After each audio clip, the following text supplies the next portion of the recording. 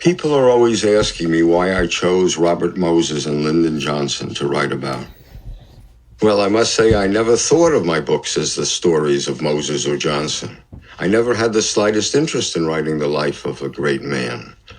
From the very start, I thought of writing biographies as a means of illuminating the times of the men I was writing about and the great forces that molded those times. Why political power? Because political power shapes all of our lives. It shapes your life in little ways that you might not even think about.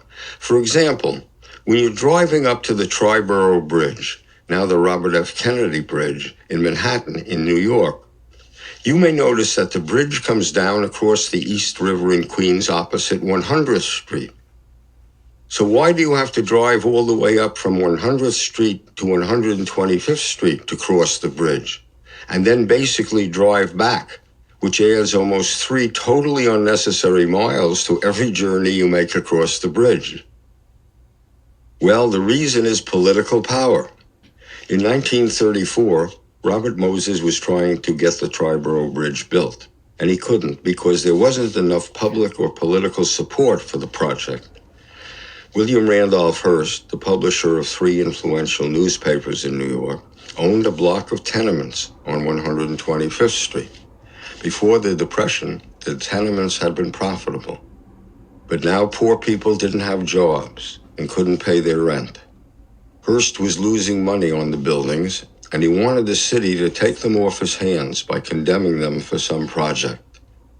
Robert Moses saw that the project could be the Triborough Bridge, and that's why the bridge entrance is at 125th Street. That's a small way in which political power affects your life. But there are larger ways, too. Every time a young man or woman goes to college on a federal education bill passed by Lyndon Johnson, that's political power.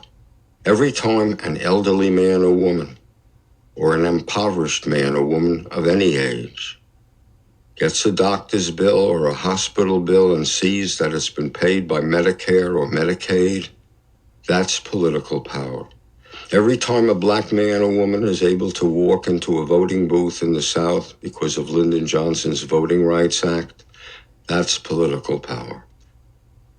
And so, unfortunately, is a young man, 58,000 young American men, dying a needless death in Vietnam. That's political power.